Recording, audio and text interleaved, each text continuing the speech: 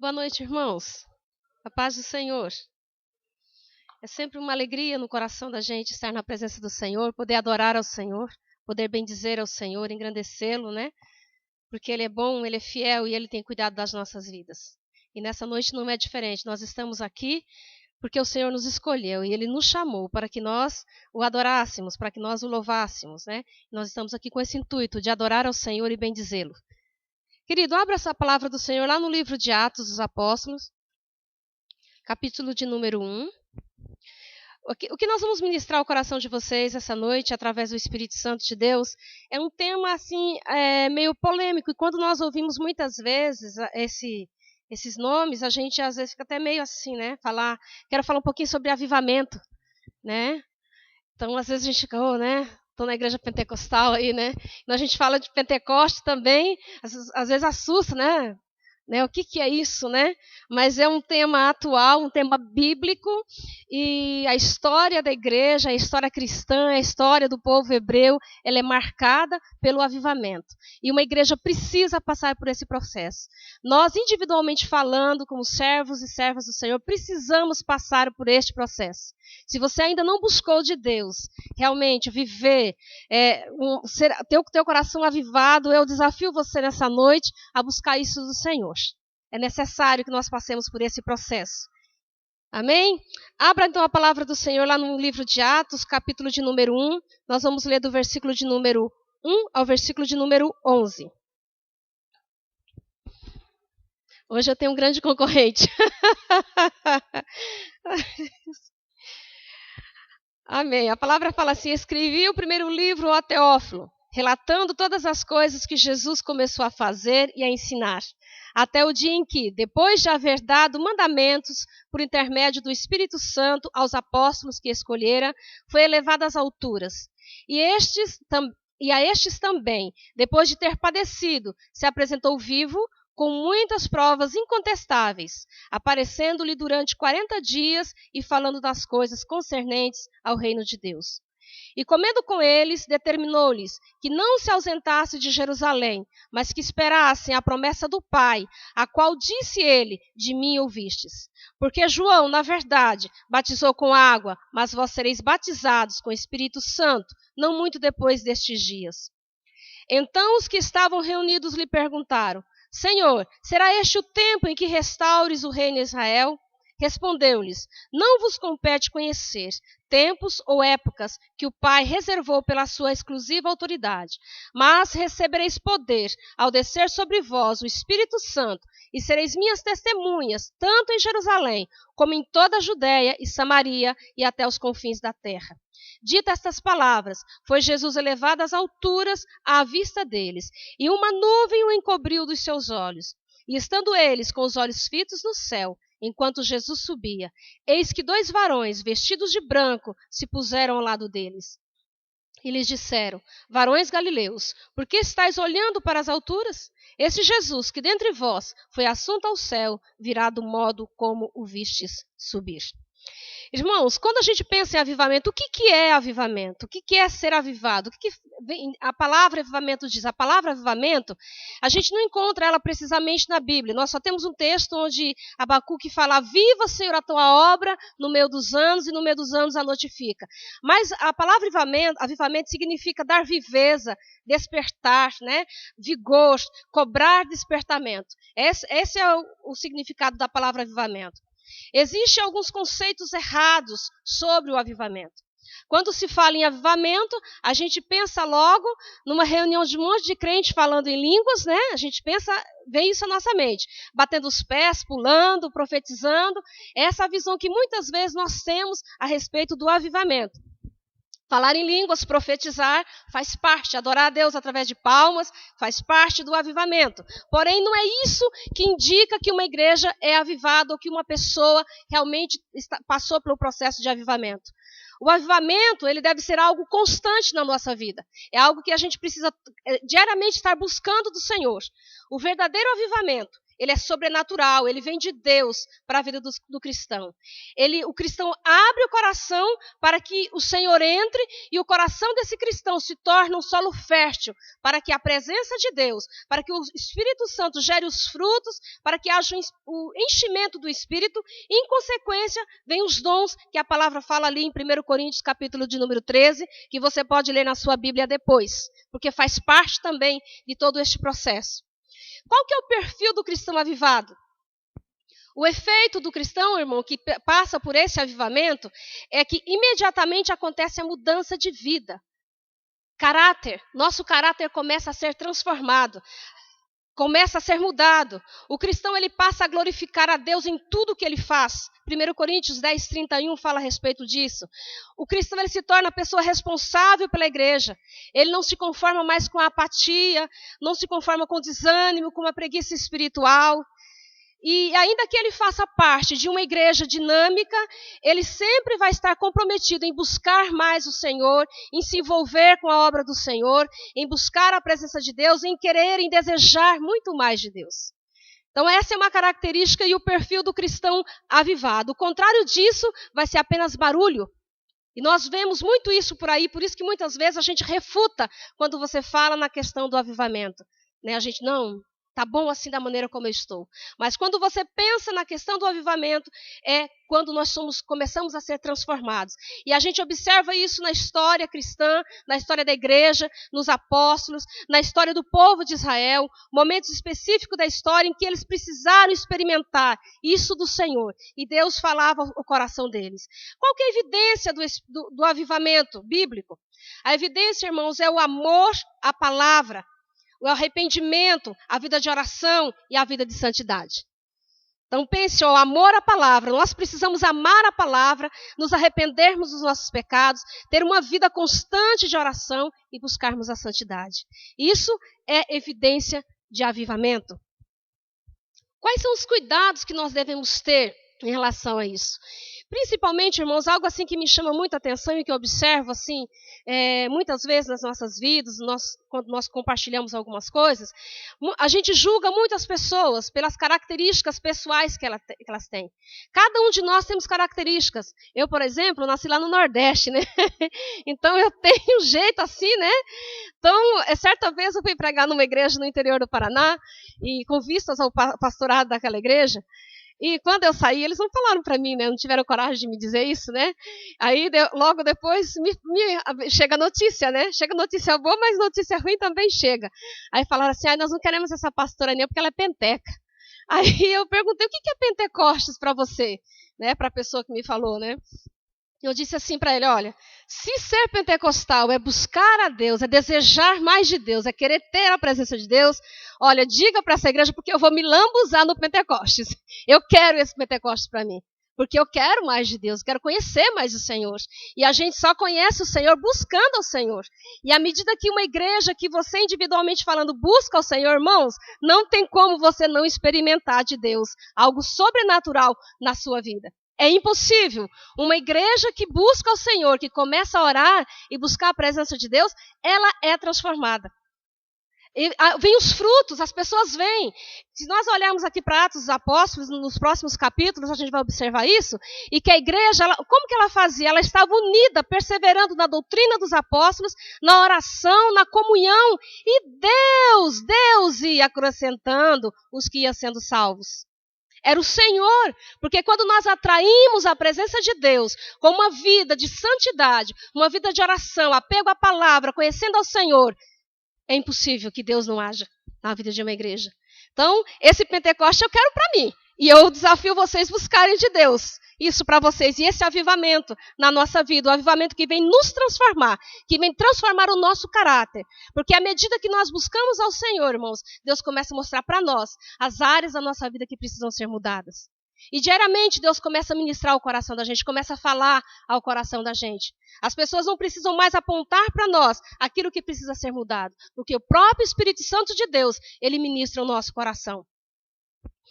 A primeira coisa que eu quero trabalhar com vocês é a respeito de que o avivamento ele faz conosco. Ele traz compreensão da vontade de Deus para a nossa vida. E o versículo de número 8, nós lemos, quando Jesus Cristo, antes de ir ao céu, ele disse para os discípulos, olha, mas recebereis poder ao descer sobre vós o Espírito Santo e sereis minhas testemunhas, tanto em Jerusalém, como em toda a Judéia e Samaria e até os confins da terra. Nós somos chamados, queridos, para sermos testemunhas do Senhor.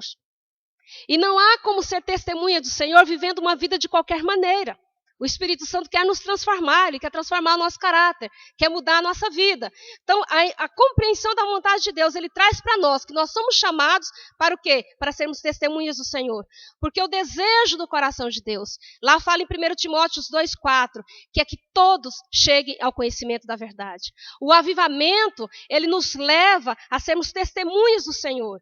Também compreendemos a vontade de Deus no sentido de que Deus nos chama a crescermos nele. E Efésios 4,13 fala que nós devemos chegar à estatura de varão perfeito. Crescermos em Deus. É isso que o avivamento traz na nossa vida. Os discípulos, aqueles crentes ali de Jerusalém, ali no dia de Pentecostes, eles entenderam, eles compreenderam qual era a vontade de Deus para as suas vidas. E aqueles, em um determinado momento, estavam muito confortáveis, né? É até meio difícil a gente falar sobre isso, mas eles estavam bem confortáveis porque é gostoso. Quando você começa a passar por essas experiências de ter o mover de Deus, o Espírito Santo de Deus, de uma maneira muito plena na vida da gente, enquanto igreja, a gente quer ficar ali, né? Só nós, né? Vamos ficar aqui quietinhos, né? Buscando ao Senhor. Eu me lembro que nós passamos uma experiência muito interessante ainda na minha adolescência, quando eu tinha 14 anos, ali na segunda igreja, e o pastor Marcelo é fruto desse mover de Deus na vida daquela igreja.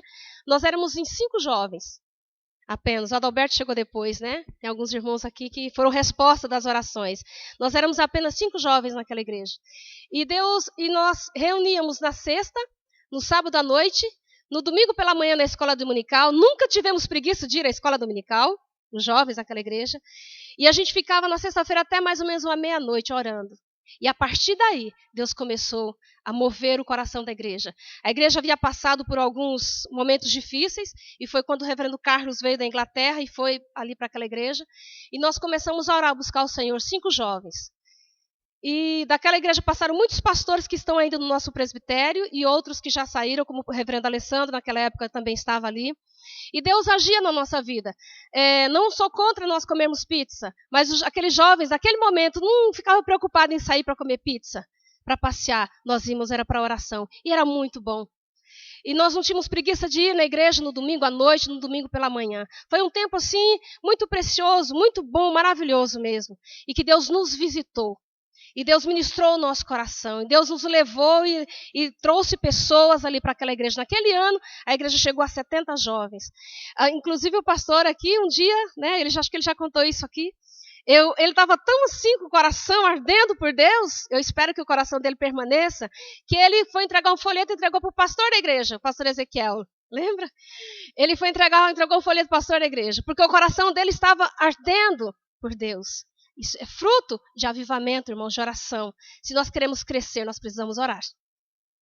Nós precisamos buscar ao Senhor. Nós precisamos nos derramar aos pés do Senhor.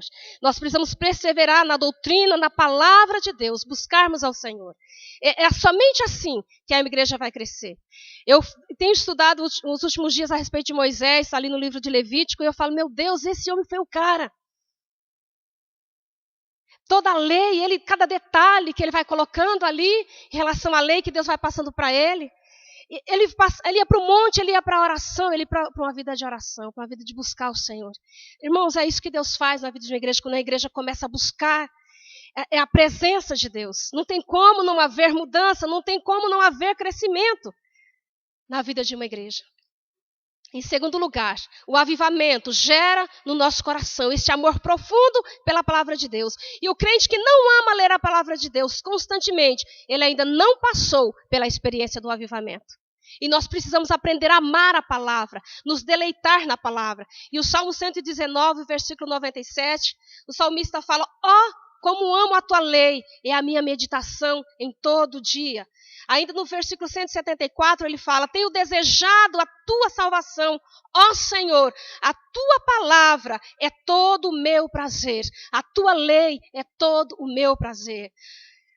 E eu gosto também do versículo de Isaías 58:11, quando a palavra fala assim, olha, o Senhor te guiará continuamente e fartará a tua alma em lugares áridos e fortificará os teus ossos e serás como um jardim regado e como um manancial cujas águas nunca faltam. E nós só poderemos, irmãos, entender isso, que nós seremos esse manancial, se nós conhecermos a palavra.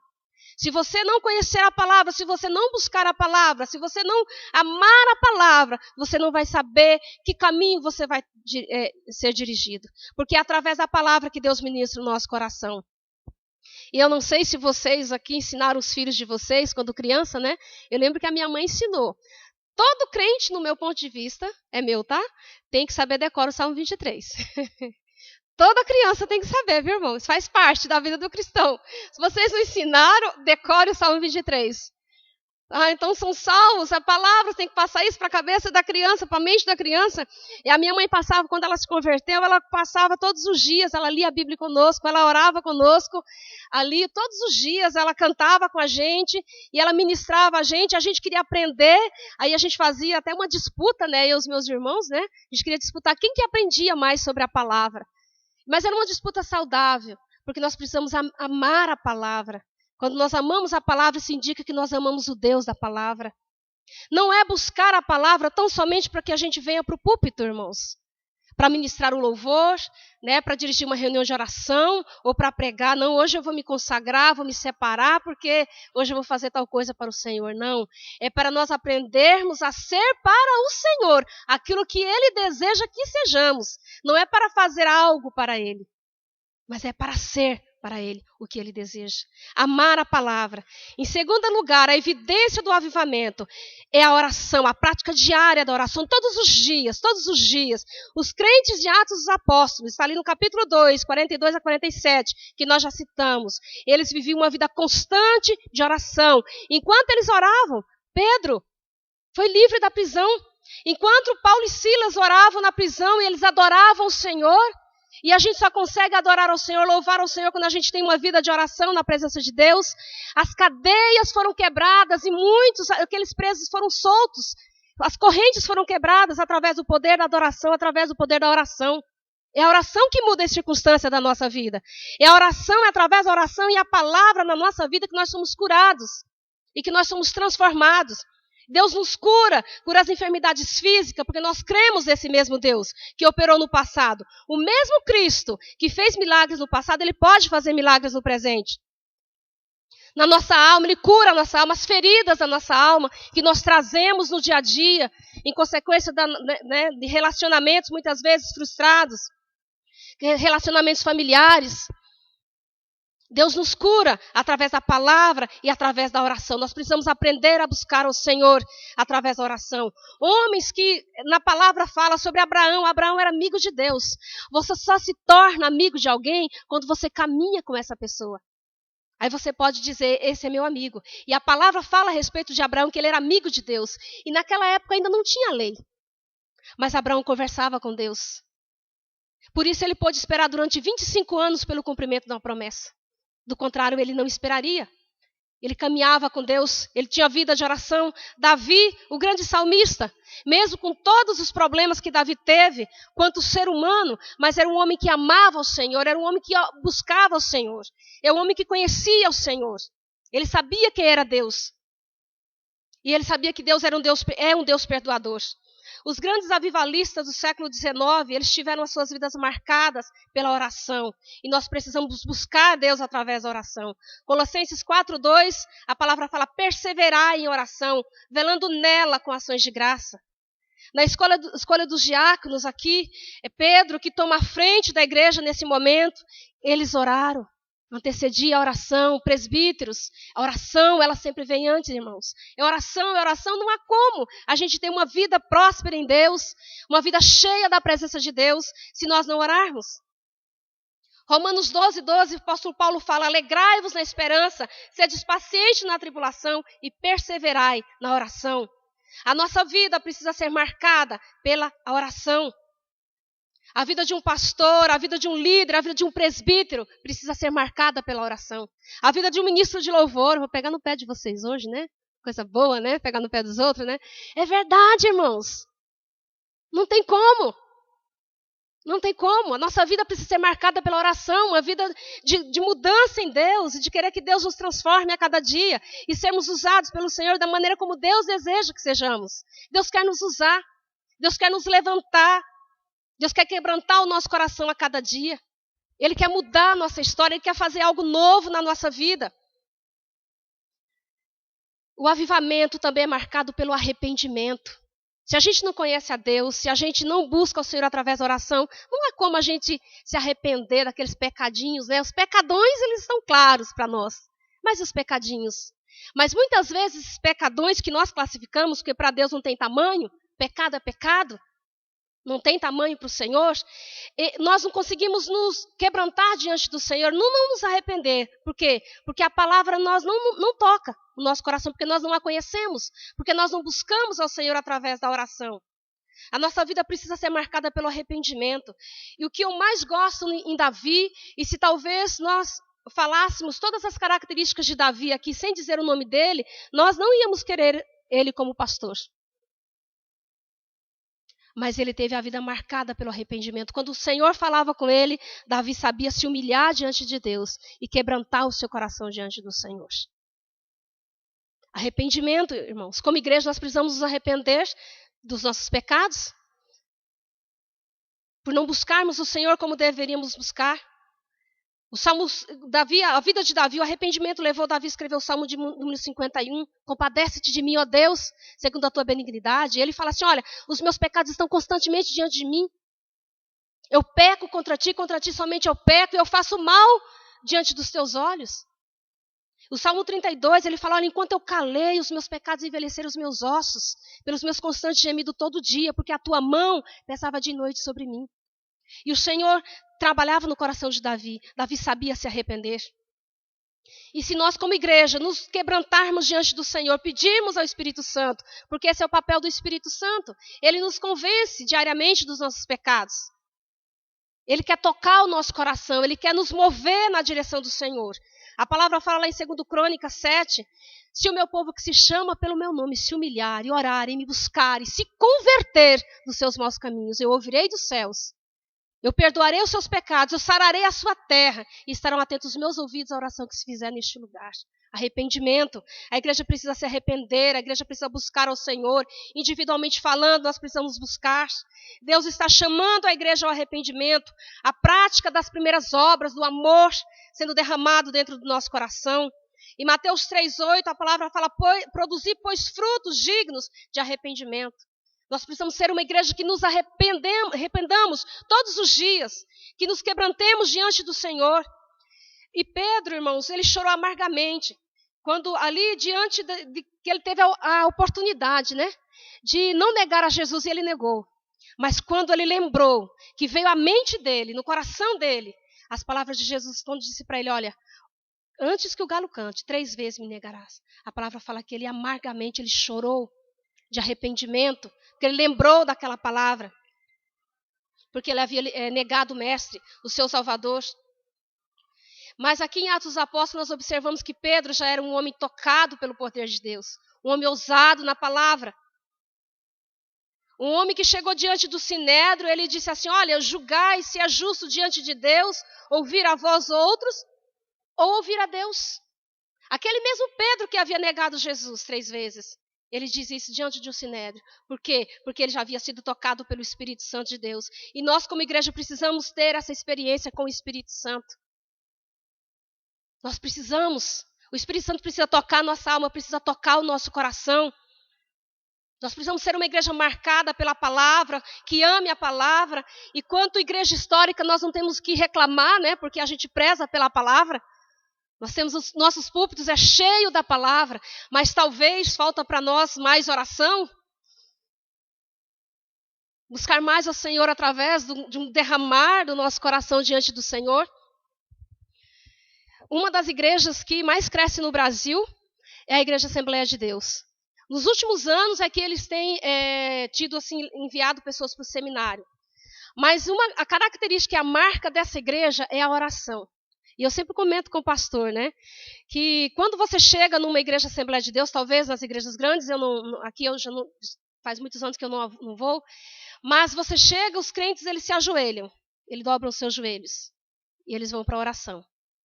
Leigos, eles investem muito no ministério leigo, mas é uma igreja marcada pela oração. E ela é a igreja que mais cresce no Brasil. Isso as estatísticas mostram. Por quê, irmãos? Porque eles buscam o Senhor através da oração. Na palavra, eles não têm tanto conhecimento quanto nós presbiterianos, né? Às vezes a gente até se acha, né?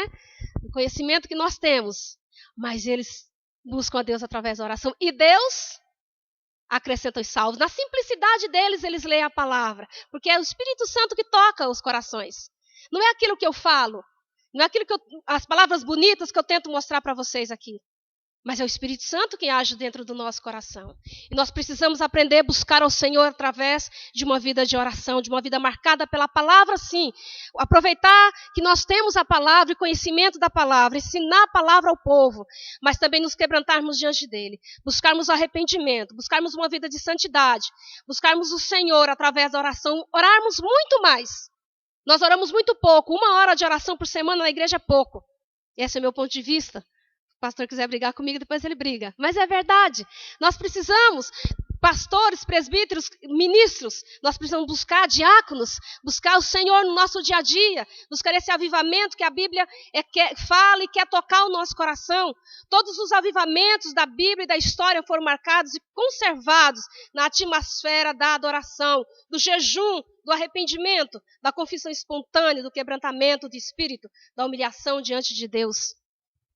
E quando a gente vai para a vida do apóstolo Pedro, eu estava lendo alguma coisa a respeito, e não necessariamente a palavra não fala sobre isso, mas a tradição cristã fala que Pedro morreu por volta do ano 67, e ele foi condenado à morte sob o imperador Nero, no mesmo dia em que o apóstolo Paulo foi decapitado. E quando ele foi ser crucificado, porque Pedro morreu crucificado, ele não quis ser crucificado como Jesus. Ele disse assim, olha, eu não sou digno, me crucifique de cabeça para baixo. Um homem marcado pelo Espírito Santo, pelo avivamento. E somente o avivamento, irmãos, na nossa vida, somente o Espírito Santo de Deus nos dá força para a gente poder enfrentar as adversidades da vida. E o avivamento começa no altar, começa no nosso coração. Ele nos conduz à coragem de lutarmos até o fim. Buscarmos e não desistirmos daquilo que o Senhor tem para nós. E lendo um pouco sobre esses homens que marcaram a história da igreja, eu separei aqui a história de Fanny Crosby, né? Ela era cega, talvez a Thalita saiba muito sobre ela. Nasceu em 1820 e ela faleceu em 1915, aos 94 anos. Ela foi uma grande compositora lírica. Ela, por um erro médico, ela ficou cega ainda na infância. Mas ela, em um dos poemas que ela escrevia poemas, ela dizia assim, eu não sou triste por ser cega. Se você quiser chorar por eu ser cega, você chore, mas eu não sou triste por ser cega.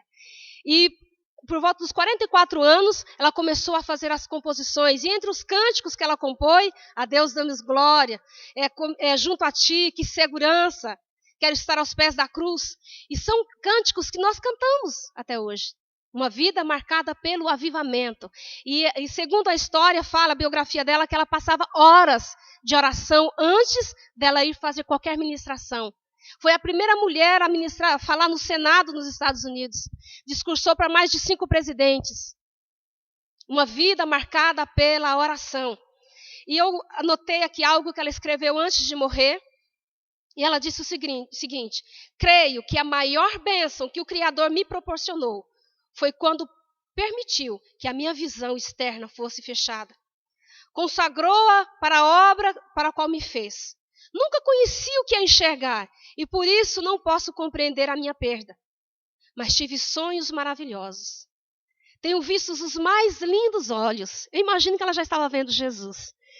Os belos rostos e as paisagens mais singulares. A perda da minha visão não foi perda nenhuma para mim.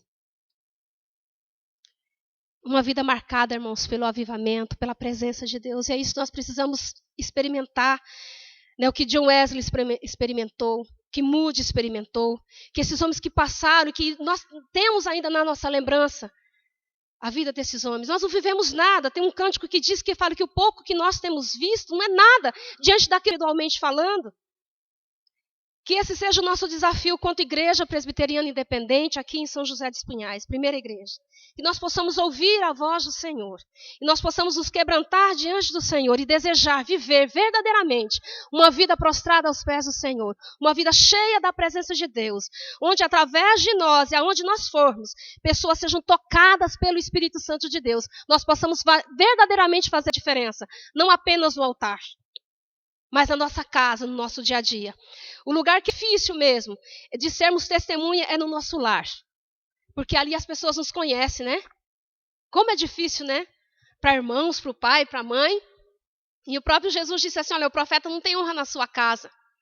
Mas nós precisamos buscar isso como alvo. Eles precisam olhar para nós e ver que Jesus é tudo em nós. Nós precisamos buscar no Senhor. Vivermos realmente essa vida no trabalho, irmãos, quando de repente as coisas vão mal. Você começa, né? Parece que é difícil, né? A carne quer se levantar. Eu passo pelas mesmas dores que vocês passam, viu? E Deus trata mais a gente, né, pastor? nós vamos muito mais para a cruz de Jesus, precisamos ir muito mais do que vocês. Né? Quando Deus fala no nosso coração a palavra, antes Deus vai quebrar o vaso lá, para, como diriam os irmãos pentecostais, vai quebrar o vaso para poder a gente ministrar a palavra. E aquilo que a gente não foi quebrantado ainda, o Senhor vai trabalhar no nosso coração. Nós somos muito mais provados por Deus do que vocês. Mas amém, porque o Senhor nos escolheu. E é um privilégio poder servir ao Senhor. E o desejo do meu coração é de realmente viver na dependência do Senhor todos os dias. Esse é meu alvo. Foi para isso que o Senhor me chamou. Porque senão não vai valer a pena vivermos para Deus. Não vai valer a pena chegar lá diante do Senhor com as mãos vazias. E o meu desafio a esta igreja, a você individualmente falando, busca o Senhor. Ame ao Senhor, ame a palavra, ame a oração. Tem dia que você não vai estar com vontade de orar, tem dia que eu não estou com vontade de orar. Mas eu falo, Jesus, eu preciso orar. Quem sou eu sem a tua presença? E aí eu busco, Senhor, me dá força, me dá graça, me ajuda a me levantar hoje, né, de madrugada para orar. Não deixe os meus olhos secarem, mas que eu possa me levantar e ter coragem de levantar mais cedo para a oração, te buscar. Abrir mão do Facebook, irmãos, né? Das redes sociais, para ter tempo com o Senhor. Para buscar a presença de Deus, investir tempo no nosso relacionamento com Deus. Porque aí, verdadeiramente, nós seremos testemunhas vivas daquilo que Deus é. Ele é o nosso Senhor. E Ele quer te usar. Ele quer usar você de maneira plena. Ele quer nos usar. Amém? Feche os seus olhos, vamos orar.